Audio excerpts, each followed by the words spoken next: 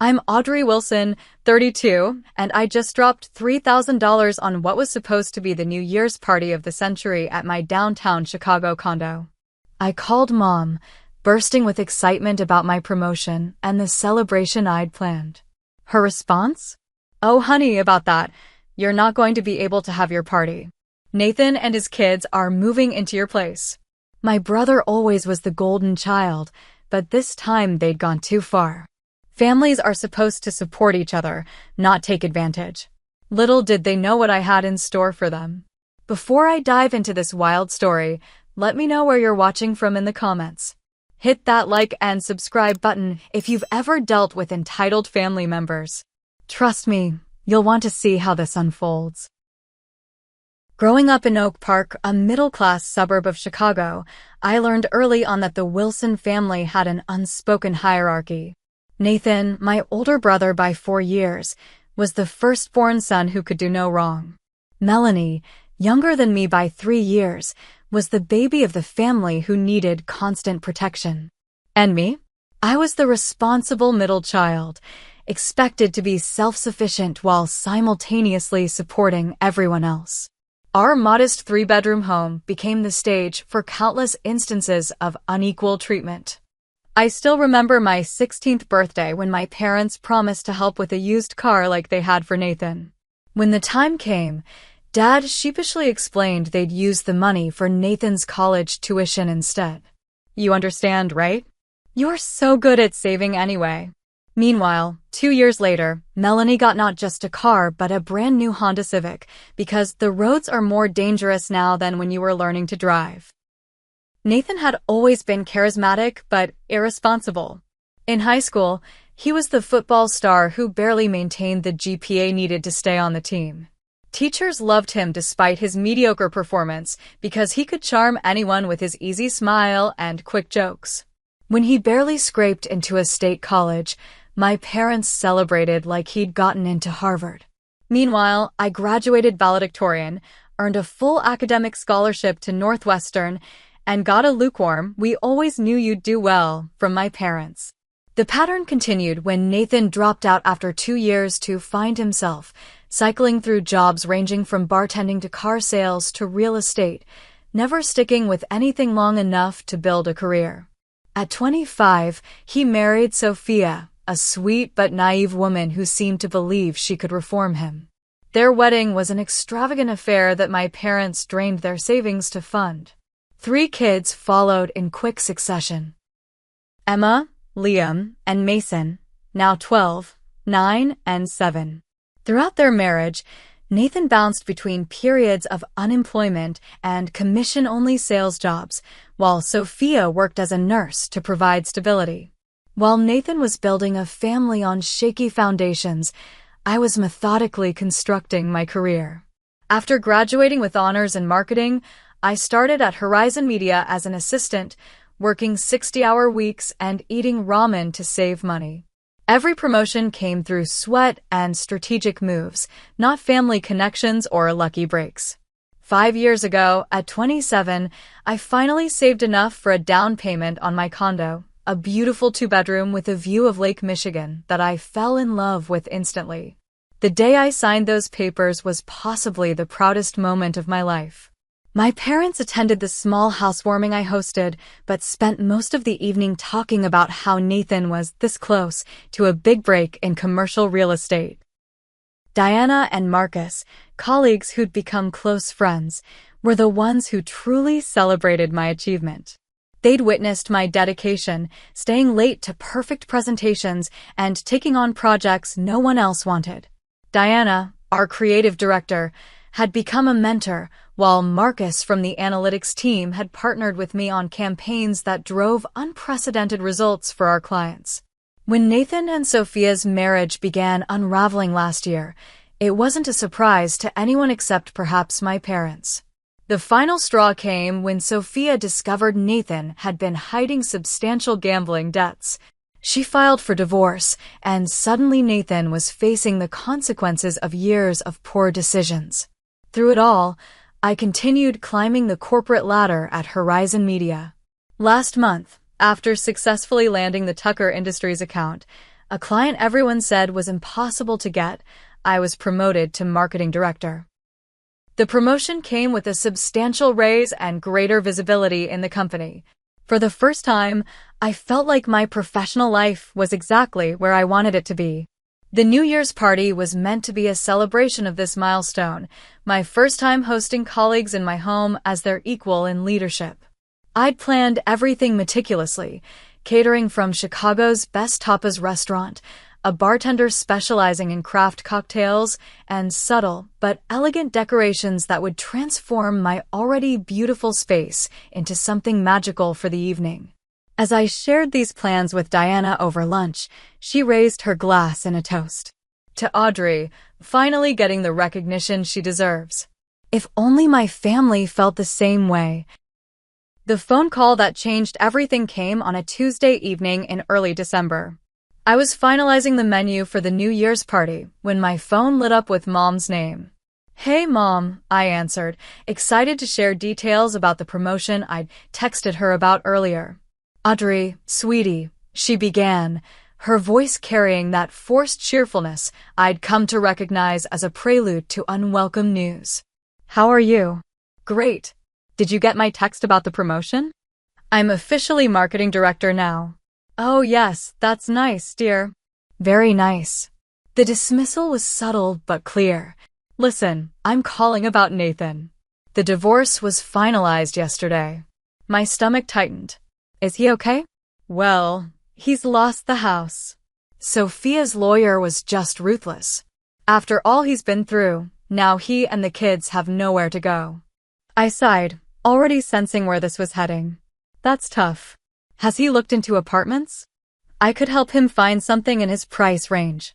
Mom's laugh was brittle. Apartments? On what income? He's between jobs again, and with 3 children to support. Mom, your father and I would take them in, but you know our place is too small, and your father's back couldn't handle those stairs with all their things. The implication hung in the air for a moment before she continued. Your condo has that second bedroom, and you're hardly ever there with your work schedule. It just makes sense.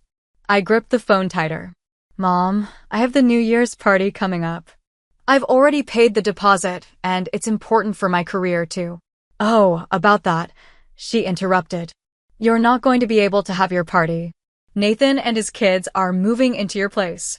Not would you consider, or could they possibly, just a statement of fact, as though my home wasn't actually mine at all. Mom, that's not going to work.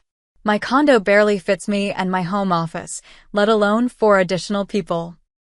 Besides, I need my space for work, and the kids would. Family comes first, Audrey, she cut in, her voice hardening. Nathan needs support right now. The children need stability. Surely your party can wait. The conversation deteriorated from there, ending with Mom insisting we have a family meeting at their house on Sunday to sort everything out. That Sunday, I arrived at my parents' house determined to stand my ground. The familiar scent of Mom's pot roast filled the air, a manipulation tactic I recognized immediately, comfort food to soften my resolve. Nathan was already there, slouched on the couch with red-rimmed eyes that brightened considerably when I entered. Hey sis, he said, attempting a smile that didn't reach his eyes. Mom emerged from the kitchen, wiping her hands on a dish towel. Audrey's here. Let's eat first, then we can talk. Dinner was a masterclass in emotional manipulation. Dad asked surface-level questions about my job while Mom served Nathan's second and third helpings, murmuring about how thin he looked. Melanie, who'd driven in from Milwaukee, kept giving me pointed looks whenever Nathan mentioned the challenges of single parenthood. After dinner, we gathered in the living room for what my mother called the discussion, but what quickly became clear was intended to be my surrender ceremony. It's just temporary, Nathan assured me, leaning forward with earnest eyes. Just until I get back on my feet. 3 months, tops. Where would the kids sleep? I asked, trying to be practical. I have 1 spare bedroom. The boys can share the second bedroom, Mom jumped in. Emma can sleep on the pull-out couch. It's just temporary, after all. And my home office? I need that space for work. Nathan waved dismissively. You can work at the dining table. Or better yet, stay at the office. You're always there anyway. I took a deep breath. Look, I understand you're in a difficult situation, but my condo isn't the solution. I've worked hard for my space, and I need it for my career. I'm happy to help you find something affordable, maybe even help with the security deposit, but typical Audrey, Melanie interrupted, rolling her eyes. Always about the career and the money. That's not fair, I protested, feeling the familiar frustration rise. I've earned everything I have. I'm offering to help, just not by giving up my home. Dad finally spoke up, his voice quiet but firm. Audrey, it's just for a little while. Nathan has nowhere else to go. What about a short-term rental? Or a hotel until he finds something permanent? I suggested. Mom scoffed. On what budget? He's paying child support now, and with no job. So I'm supposed to upend my life because Nathan lost his job again? The words escaped before I could stop them. The room went silent. Nathan's face crumpled in a display of hurt that seemed rehearsed to my cynical eyes. I can't believe you'd throw that in my face, he said quietly. After everything I've been through. Mom stood up, her expression thunderous. That's enough, Audrey. Family comes first. Your brother needs you, and those children need a roof over their heads. I didn't raise you to be so selfish. Dad nodded in agreement, Melanie glared, and Nathan looked at me with a mixture of expectation and entitlement that made my blood boil. In that moment, I realized I was outnumbered and outmaneuvered. If I continued to refuse, I'd be cast as the villain in the family narrative. Against my better judgment, I reluctantly agreed to a temporary arrangement, with the explicit understanding that Nathan would actively search for his own place immediately. As I drove home that night, the weight of what I'd agreed to settled on my shoulders. I'd have to reschedule the party, reorganize my space, and somehow maintain my sanity with 4 additional people in my carefully curated home. Little did I know how quickly temporary would transform into something else entirely. The morning Nathan and his kids moved in was chaos incarnate. What I'd expected to be a few suitcases turned out to be a small moving truck's worth of possessions. Boxes labeled Nathan's college stuff and kids' summer clothes suggested a stay far longer than the promised 3 months. Where should I put these? Nathan asked, holding a box labeled gaming setup. I stared at him. You brought your gaming console? He shrugged as if it was the most natural thing in the world. The kids need entertainment. Swallowing my frustration, I showed them around my once pristine space. The boys can share the guest room. Emma, you'll be on the pull-out couch in the living room. I need you all to respect my things and my space, especially my home office. I have important client calls, and I need quiet during work hours. Nathan nodded absently while the kids explored my condo like it was an amusement park. Mason, the 7-year-old, immediately pressed his chocolate-covered fingers against my floor-to-ceiling windows, leaving smudges on the glass that had been spotless that morning. Mason, please don't touch the windows, I said, trying to keep my voice gentle. Don't be so uptight, Audrey, Nathan chided. He's just excited about the view. By evening, my carefully organized condo looked like it had been hit by a tornado. Toys scattered across the living room floor, dishes piled in the sink, and somehow, sticky handprints had appeared on my white sofa. I retreated to my bedroom, the only space still under my control, and called Diana to explain why I had to reschedule the party. That's terrible, she sympathized. Can't they stay with your parents? Apparently not. Mom made it clear this was my family duty. How long will they be there? Nathan says 3 months, but I trailed off, already suspecting it would be longer. The first week was an adjustment period, I told myself. The second week would be better once everyone settled into a routine. But as days turned into weeks, the situation only deteriorated. Liam, the 9-year-old, had a habit of barging into my bedroom without knocking.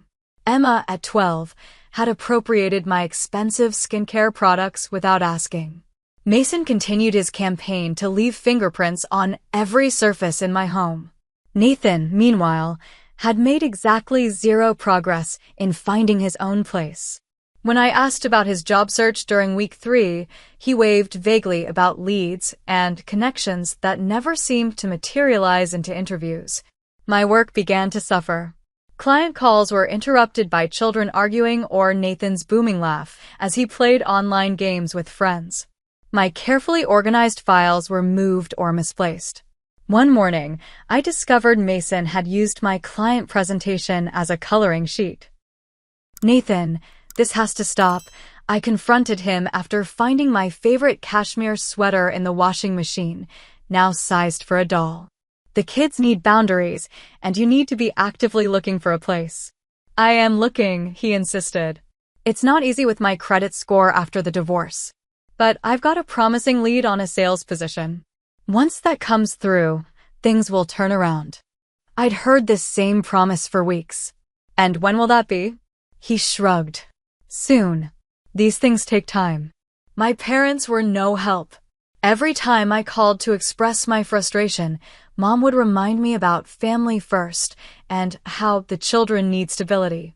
When I pointed out that Nathan spent most days playing video games instead of job hunting, she defended him.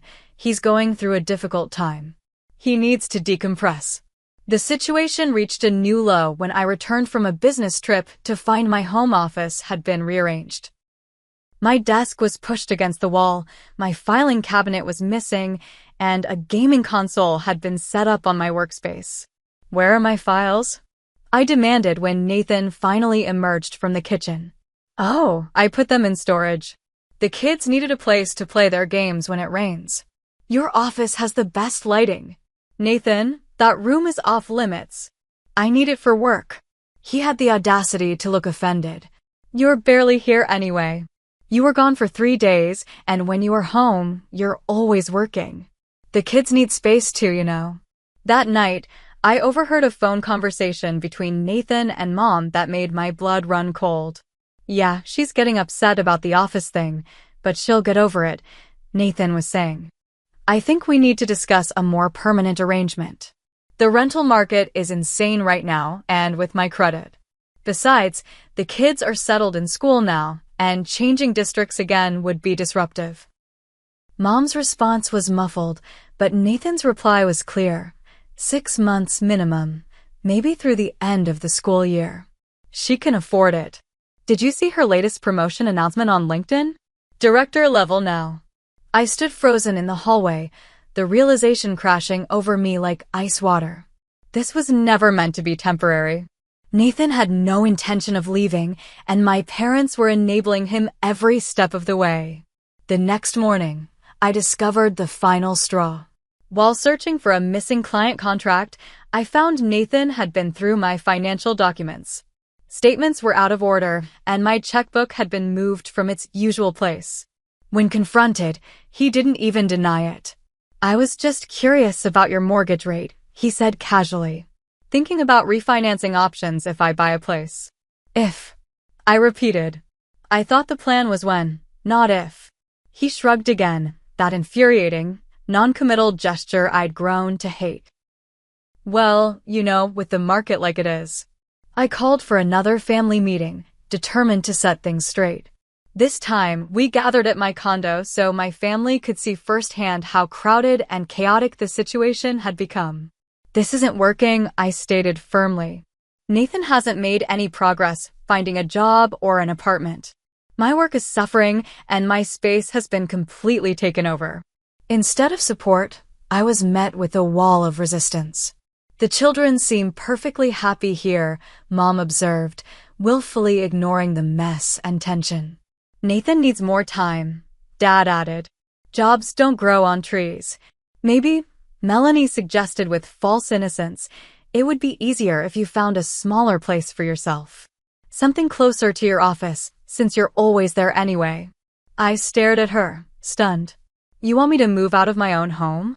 "It makes the most sense," Mom agreed readily. "Nathan needs the space for the children. You're just one person."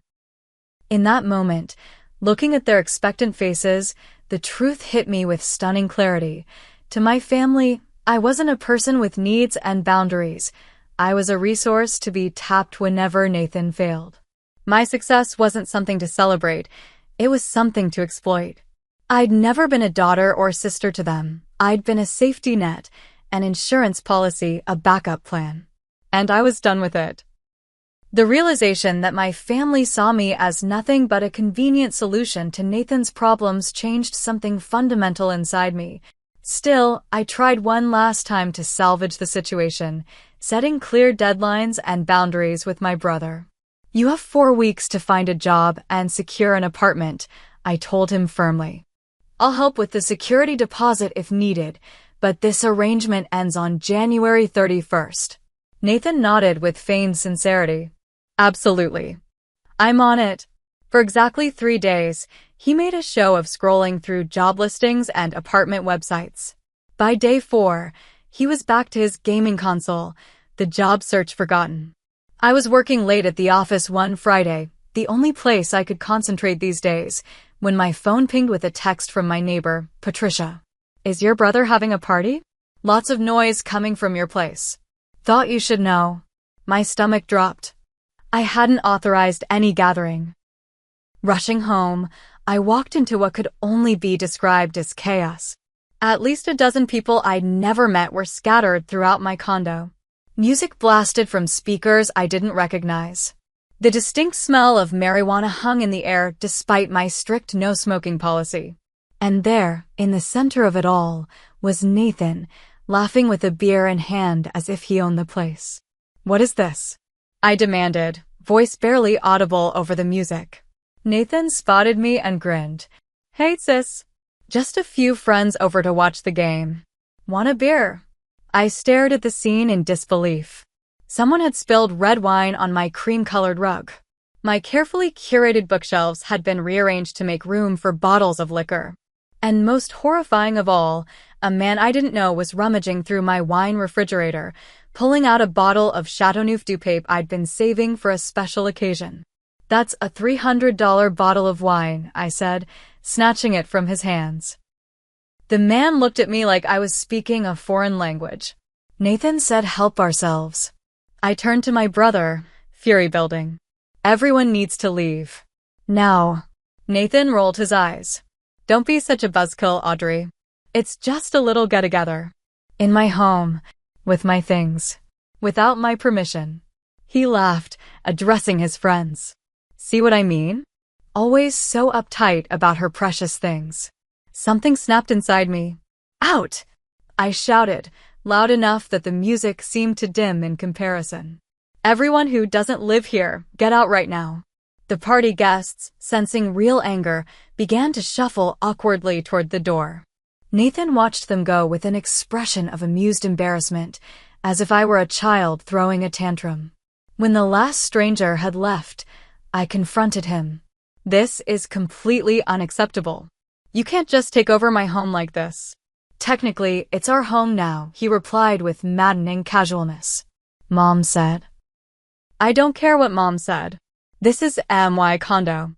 My name is on the mortgage. I make the rules." Nathan's amusement faded, replaced by a cold look I'd seen whenever he felt challenged. "Look, I get that you're stressed about work or whatever, but you need to lighten up. The kids and I need space to live, not just exist in your perfect little museum. If you want space, get your own place." That was the deal. The deal, he sneered, was family helping family. "But I guess your precious career and fancy apartment matter more than your own niece and nephews having a roof over their heads. Don't you dare use the kids as shields," I shot back. "This isn't about them. It's about you taking advantage, like you always have." His face darkened. "You know what? You don't need this place anyway. You're always working. Must be nice having nothing in your life but a job and expensive wine no one's allowed to touch." The cruelty of his words struck like a physical blow. Before I could respond, my phone rang, Mom's name flashing on the screen as if summoned by our argument. "Nathan just called me," she began without preamble when I answered. "He says you're threatening to throw them out over a little get-together?" I laughed incredulously. A little get-together? There were strangers in my home, going through my things. And I'm not threatening to throw anyone out. I'm enforcing the boundaries we agreed to. Boundaries? Mom scoffed. He's your brother, not some roommate. Family doesn't have boundaries. Family shouldn't take advantage either, but here we are. I'm disappointed in you, Audrey. I thought we raised you better than this. The irony was too much. Better than what? Better than expecting to be treated with basic respect in my own home? Better than wanting my brother to take responsibility for once in his life. He's going through a difficult time. He's always going through a difficult time. I exploded. And somehow, it's always my job to fix it. Well, I'm done. This arrangement isn't working. So you'll just put your brother and his children out on the street? Is that the kind of person you are? Her words were designed to wound, to press on the lifetime of conditioning that had taught me my needs came last. But something had changed in me, the spell was broken. I guess we'll find out, I said quietly, and hung up. That night, I couldn't sleep. The condo that had once been my sanctuary now felt like a prison. Every corner held evidence of the invasion, toys underfoot, dishes in the sink, the lingering smell of marijuana and spilled beer. At 2 a.m., I called Rachel, my best friend since college and the one person who had always seen through my family's dynamics. They've completely taken over, I told her, voice breaking.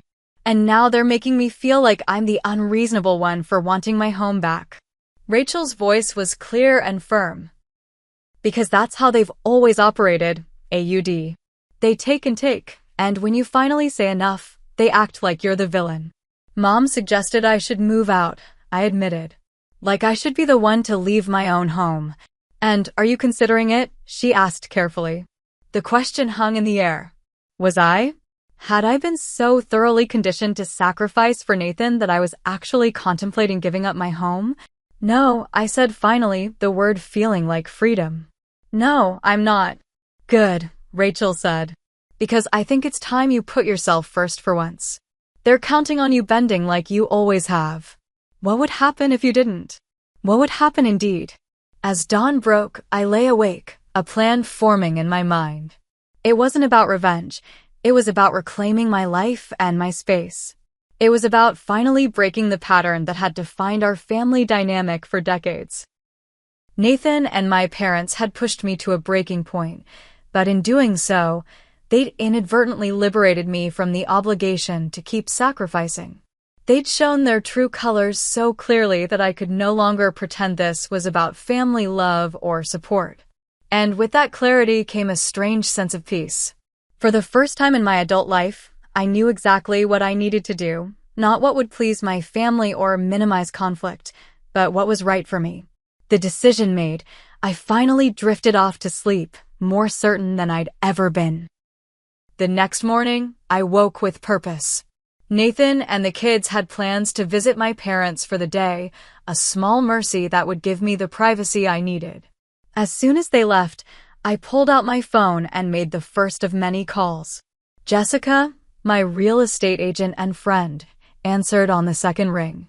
Audrey, how are you? How's that gorgeous condo treating you? That's actually why I'm calling, I said. I need to sell. How quickly can we list? Jessica, ever the professional, didn't miss a beat. Market's hot right now. We could have it listed by next week if you're serious. But what brought this on? You love that place. It's complicated. Family situation. I gave her a condensed version of events. Wow, she responded. Are you sure selling is what you want? Once it's listed. I'm sure, I said firmly. And Jessica? I need this handled with absolute discretion until the sign goes up. Next, I called my bank. The $3,000 deposit I'd placed for the New Year's party was substantial, but the event coordinator was sympathetic when I explained I had a family emergency. She agreed to process a refund, minus a small cancellation fee. With those calls made, I pulled up my laptop and began searching for short-term furnished rentals. I needed somewhere comfortable but flexible, a place to land while I figured out my next move. Within an hour, I'd scheduled 3 viewings for that afternoon. The first two apartments were adequate but uninspiring. The third, however, spoke to me immediately, a sunny one-bedroom in a luxury building with 24-hour security, a feature that suddenly seemed very important. The 6-month lease term was perfect, and I signed the paperwork on the spot, arranging to move in the following day. Back at my condo, I began the process of separating my life from the chaos Nathan had brought.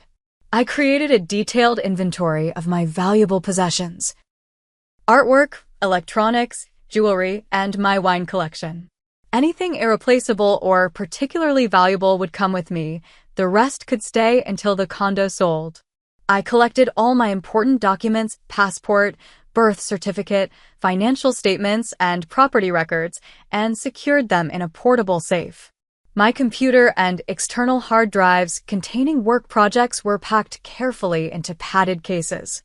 Next came the more emotional task of selecting personal items, photographs, mementos, and the few family heirlooms I truly valued. As I wrapped my grandmother's china teacup in bubble wrap, I felt a pang of sadness. This hadn't been the plan. This condo was supposed to be my forever home, or at least a significant chapter in my life. But plans change when people show you who they really are. I called the utilities companies one by one, arranging to have all services transferred out of my name effective immediately. Electricity, water, gas, internet.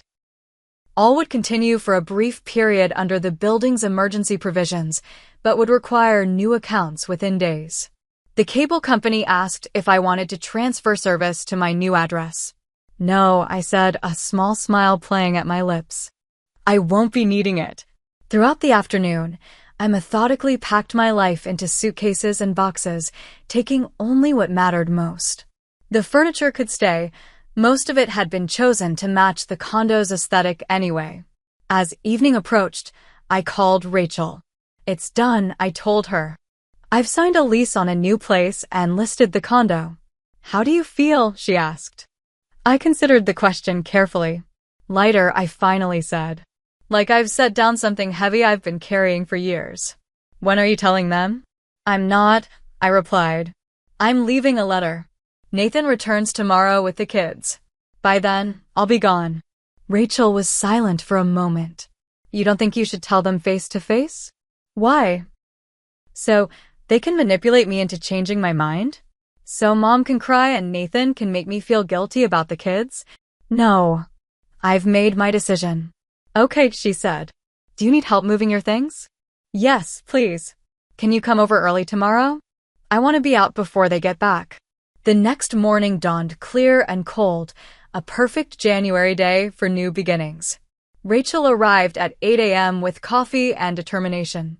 Together, we loaded my car and her SUV with the carefully packed boxes and suitcases. As Rachel carried the last box out, I stood in the center of what had been my sanctuary. The space still held echoes of my careful decorating, but it was now overlaid with Nathan's careless presence, toys scattered across the floor, dishes in the sink, video game controllers on the coffee table. I placed the letter I'd written on the kitchen counter, held down by my spare set of keys. It was neither angry nor accusatory, simply factual. Nathan, asterisk. I've moved out and listed the condo for sale. My attorney will be in touch regarding the closing process once the buyer is found. All utilities have been transferred out of my name, so you'll need to establish your own accounts immediately if you wish to continue having services. Asterisk. This isn't a sudden decision, but the culmination of a lifetime of patterns that are no longer sustainable for me. I wish you and the children well, but I need to prioritize my own well-being now. Asterisk. The furniture and basic household items remain for your use until the condo sells. Please treat them with respect. Asterisk. Audrey, asterisk. Simple. Direct. Final. As I turned to leave, Jessica texted to confirm the for sale sign would be installed that afternoon. Perfect timing.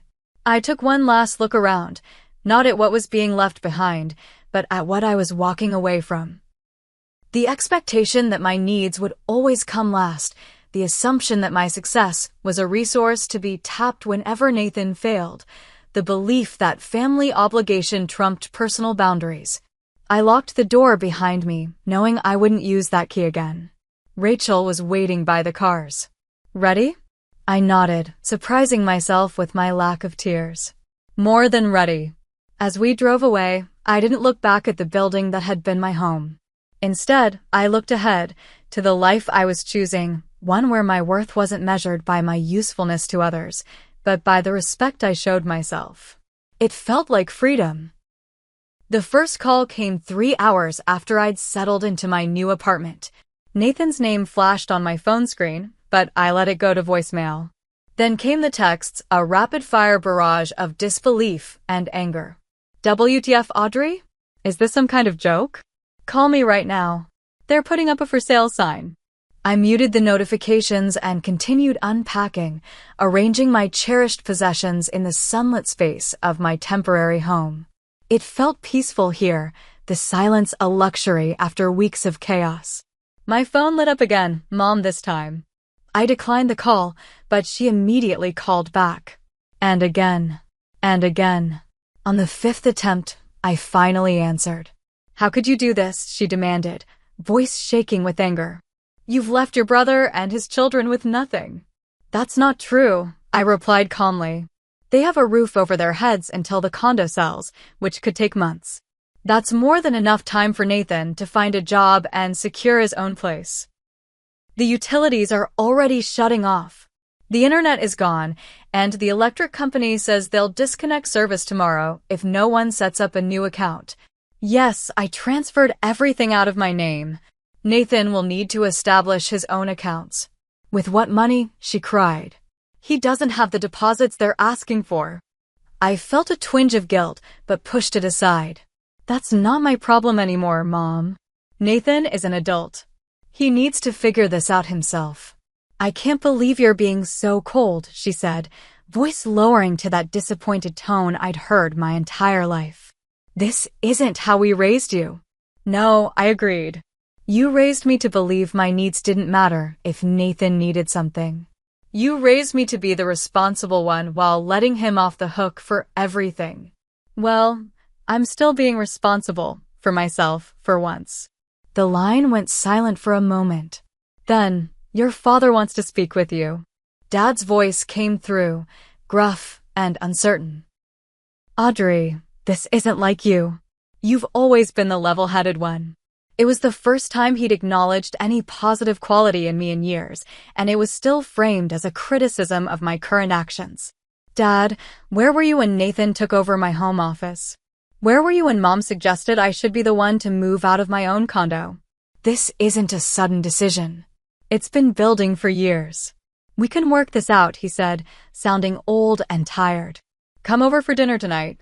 We'll talk it through as a family. No, I said gently but firmly. I'm not coming over to be outnumbered and manipulated again. My decision is final. After I hung up, the calls continued, Nathan, Mom, Dad, even Melanie. I silenced them all, needing space to process the magnitude of what I'd done. Around dinner time, a text from Melanie caught my eye. Just so you know, Nathan is telling everyone you had a mental breakdown. Mom's in tears. Dad's talking about hiring a lawyer. Is this really worth destroying the family over? I laughed out loud at the irony. The family was only destroyed when I stopped playing my assigned role. As long as I sacrificed without complaint, everything was fine. The next morning, Jessica called with an update. So, there's a situation at the condo, she began carefully. What kind of situation? Your brother was uncooperative when the potential buyers came for a showing. He told them the place wasn't actually for sale, that you had no right to sell it, and that they were wasting their time. I sighed. I was afraid of this. What do we do? I've contacted your attorney as you suggested. She says since you're the sole owner, you have every right to sell regardless of who's living there.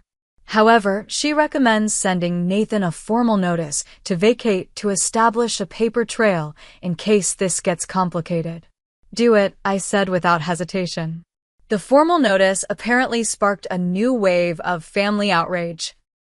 Nathan called my office so many times that our receptionist had to block his number. Mom left tearful voicemails about family loyalty and how I was just like my father's sister, a woman who'd apparently cut ties with the family before I was born for reasons never explained to me. Curiously, it was Melanie who reached out with something resembling rationality 3 days later. "Can we meet for coffee?" her text read. "Just us. No ambush, I promise." Against my better judgment, I agreed, choosing a cafe near my office rather than revealing my new address. Melanie looked different somehow when she arrived, less confident in her righteousness, perhaps. She ordered a latte and fidgeted with the sugar packets before speaking. "I talked to Sophia," she said finally. This wasn't what I'd expected. Nathan's ex? Why? I wanted to understand what really happened with the divorce.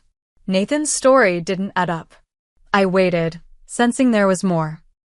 "She said he gambled away their savings, Audrey. Twice. She bailed him out the first time because of the kids, but the second time was too much. And he wasn't between jobs when they split. He was fired for showing up drunk." "I'm not surprised," I said quietly. "The thing is," Melanie continued, "I always believed him. About everything. I thought Sophia was the problem, that you were being selfish." She trailed off, looking ashamed. I'm starting to see things differently. It was the closest thing to an apology I was likely to get from my proudest sibling. "What happens now?" she asked. "The condo sells. Nathan finds his own place. Life goes on. And what about us? The family. I considered this." "I don't know, Mel. I need time and space to figure that out." She nodded slowly. "I understand. For what it's worth, I think you did the right thing. It just took me a while to see it." As I left the cafe, I felt a subtle shift in the family dynamic. For the first time, someone had broken ranks to acknowledge the dysfunction. It wasn't reconciliation, but it was a crack in the united front that had always stood against me. The next week brought another development. My attorney called to inform me that Nathan had consulted a lawyer of his own, hoping to block the sale. "It's a nuisance tactic," she assured me. "He has no legal standing. Your name is the only one on the deed and mortgage. He can delay things, but he can't stop the sale. And if he refuses to leave, then we begin formal eviction proceedings." But let's hope it doesn't come to that. Whether it was the formal legal language, the realization that I wouldn't back down, or simple exhaustion, something changed after that. Nathan's aggression gave way to a quieter resentment. He began allowing showings of the condo, though Jessica reported he made sure to mention all the problems with the place to potential buyers. Despite his efforts, offers started coming in. The Chicago real estate market was hot, and my centrally located, well-appointed condo was desirable even with an unwanted tenant. 6 weeks after listing, we accepted an offer above asking price from a young professional couple who didn't mind waiting until closing for occupancy. The sale was proceeding, and Nathan would have no choice but to find alternative housing. As the closing date approached, Nathan finally called with a different tone. "I found an apartment," he said without preamble when I answered. 3-bedroom in Rogers Park. "The landlord is willing to work with my credit situation." "That's good," I replied neutrally. "I need help with the security deposit," he added, a familiar request wrapped in a new context. I paused, considering. "I'll pay it directly to the landlord," I said finally. "Not to you. Send me their information." It wasn't generosity driving my offer, but practicality. The sooner Nathan was out, the smoother the closing would go. And perhaps, in some small way, it was a final gesture to the sister I had been, the reliable one who always helped. The difference was that this time, the help came with clear boundaries and on my terms. The week before closing, I met Rachel for dinner to celebrate. To freedom, she toasted, raising her glass. To boundaries, I countered, clinking my glass against hers. "Have you spoken to your parents lately?" she asked. I shook my head. "Not directly. Mom still leaves voicemails occasionally, but they're less angry now. More sad.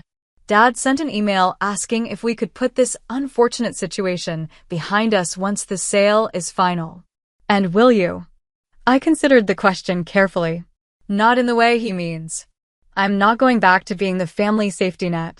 But maybe, with very clear boundaries, some kind of relationship is possible. I don't know yet. Rachel nodded understandingly. You don't have to decide everything now. That's the beauty of where you are. You get to choose what comes next. She was right. For the first time in my life, I wasn't reacting to my family's needs or expectations. I was creating my own path, setting my own terms. It wasn't revenge that had driven my decisions, though Nathan might see it that way. It was self-preservation, self-respect, and finally, after 32 years, self-prioritization. And whatever came next would be on my terms. 6 months after the day I walked away from my condo and the toxic family dynamic it had come to represent, I stood in the center of my new home. A beautiful 3-bedroom townhouse in Lincoln Park with a small garden and enough space for both comfortable living and a proper home office. The proceeds from selling my condo had allowed me to make a substantial down payment, and my continued success at work made the mortgage comfortably affordable. More importantly, this space was entirely mine, chosen with only my preferences in mind. I'd spent the morning arranging flowers and putting final touches on the decorations for tonight's event, the New Year's party I'd been denied a year ago, now reimagined as a housewarming celebration. The catering would arrive in a few hours, and the bartender was already setting up in the kitchen. My phone chimed with a text from Diana. Need any last-minute help? All under control, I replied. See you at 7. The doorbell rang, and I opened it to find Rachel holding a bottle of champagne and a small wrapped package. I know the party isn't until tonight, but I wanted to bring this over early, she explained, handing me the gift. I unwrapped it to find a beautiful brass door knocker engraved with my name. For your new beginning, the card read. Rachel, it's perfect, I said, hugging her tightly. Thank you for everything. I wouldn't have made it through the past year without you. Sure you would have, she countered with a smile. You're stronger than you knew. I just reminded you of that fact occasionally. As we shared a glass of coffee in my sun-filled kitchen, I reflected on the tumultuous months since I'd made my stand. The condo had sold without further drama, though Nathan had waited until the last possible day to move out. True to my word, I'd paid his security deposit directly to his new landlord, our last financial entanglement severed with that transaction.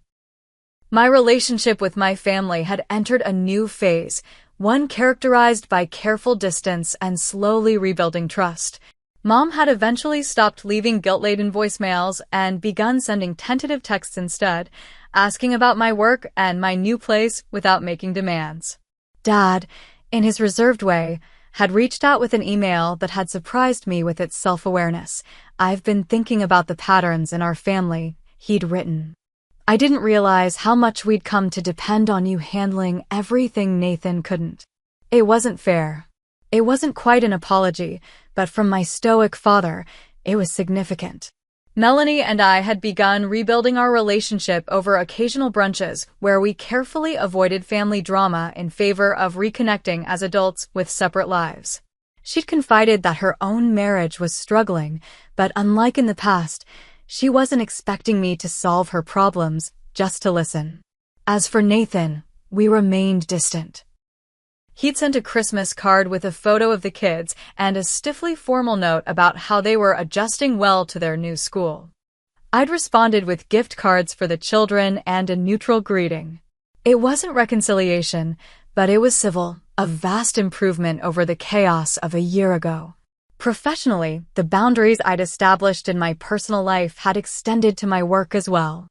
I'd learned to say no to projects that would overextend me, to require respect for my time and expertise, and to advocate for my ideas with confidence. The results had surprised me. Rather than hindering my career, these boundaries had enhanced it. 3 months ago, I'd been promoted to VP of Creative Strategy, a role I might have been too busy handling family crises to pursue in my previous life. Earth to Audrey, Rachel said, waving a hand in front of my face. Where'd you go just now? I smiled. Just thinking about how much has changed in a year. For the better, she noted. Definitely for the better. As evening approached and guests began to arrive, I felt a deep sense of contentment. Diana and Marcus came bearing wine and congratulations on the beautiful new space. Colleagues and friends filled the rooms with laughter and conversation. Even my new neighbors stopped by, welcoming me to the community. At midnight, we raised our glasses in a toast to the new year. To fresh starts, I said, and to recognizing our own worth. Later, after the last guest had departed and I was curled up on my sofa enjoying the peaceful aftermath, I thought about the journey that had brought me here. The pain had been real, the decisions difficult, but the outcome had been worth every moment of discomfort. I'd learned that sometimes the most painful experiences lead to the most necessary growth. That setting boundaries isn't selfish, it's essential. That family should lift you up, not drain you dry. Most importantly, I'd learned that I deserved to be the protagonist in my own life story, not a supporting character in someone else's. As I drifted off to sleep in my new home, I felt at peace with my choices and optimistic about the path ahead, a path I had chosen for myself. Have you ever had to set difficult boundaries with family members who took advantage of your generosity? What helped you find the strength to stand up for yourself? Share your experiences in the comments below. Don't forget to like this video if Audrey's journey resonated with you, subscribe for more stories of personal growth and empowerment, and hit that share button if you know someone who needs to hear this message. Remember, sometimes the most difficult decisions lead to the most beautiful new beginnings. Thank you for watching, and I wish you the courage to prioritize your own well-being in the year ahead.